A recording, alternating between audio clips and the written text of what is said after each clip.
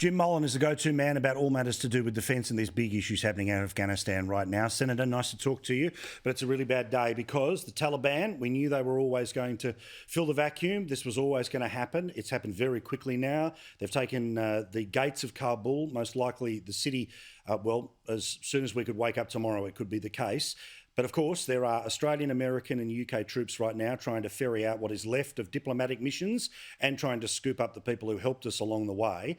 Before I get to the Australian part of this, does it surprise you how quickly the Taliban has been able to completely retake Afghanistan? Paul, it does surprise me. It's very fast moving, and as you said, we don't know which way it'll go. But I tell you what, 18 months ago, Paul, during President Trump's period of time, logistics support for the Afghan army was progressively decreased. The Afghan army has not been paid for 7 months, and we expect these soldiers to fight for the death. They look up and they see the level of corruption in their own leadership, in their own government, and the only way in these countries, we found this out in Iraq and we know it from Afghanistan, to at least get influence on politicians and senior military leaders in countries like this is to have a Western general standing by them to make sure they don't steal the soldiers' pay. So, you know, I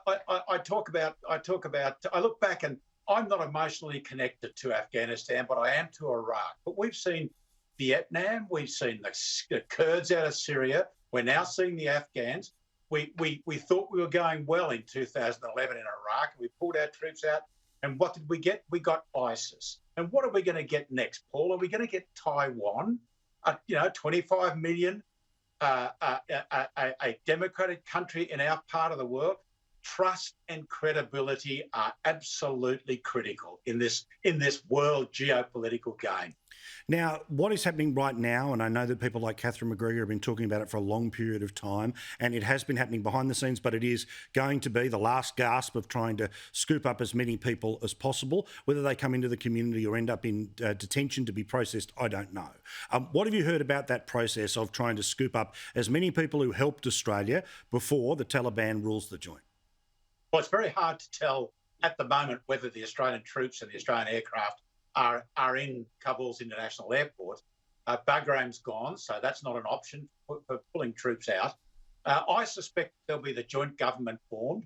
There'll be an interim period now where some kind of joint political activity will occur. The Taliban, it's not in the Taliban's interest now to take on the Americans. They've won.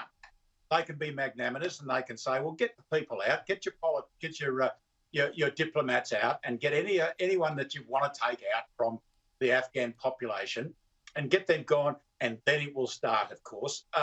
Who would trust the Taliban on absolutely anything? They've won. They will determine the way that Afghanistan goes in the future, and that's the end of the story. There are more cameras in the world than when Saigon fell, yet there is that image that forever lasts of those helicopters leaving the top of the US embassy. We're going to see some pretty horrible things in the attempt for everyone to get out and the days after, aren't we?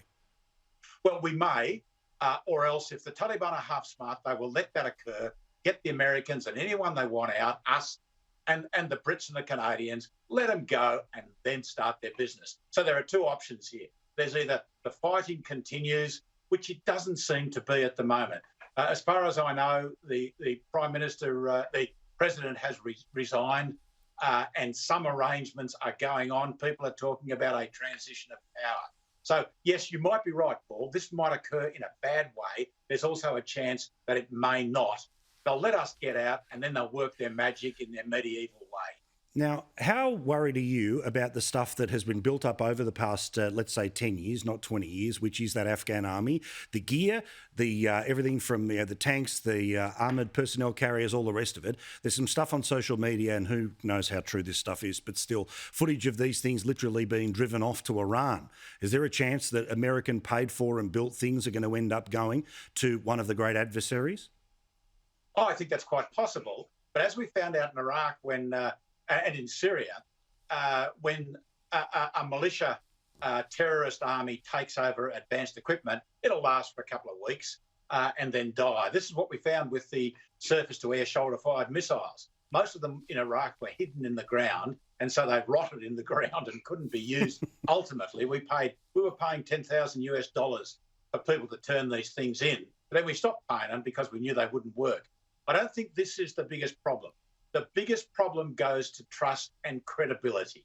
They'll drive these vehicles into the ground and use them to drag innocent people around and do appalling things with them.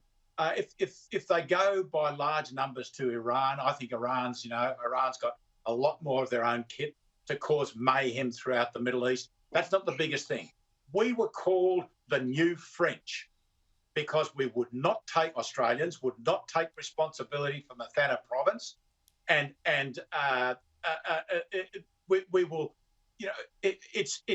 what we do need now is we need in the West to be considered credible and to be considered powerful. And every time we get hit on this, guess what China says? Well, China will say, look, the West is degrading and they're degrading. We can do what we like. This is the big strategic issue. It is genuinely frightening and a terrible note to end on, but alas, that is where we have to. Senator, thank you, mate. All the best. Good to talk to you, mate. Thanks, Paul. Thank you.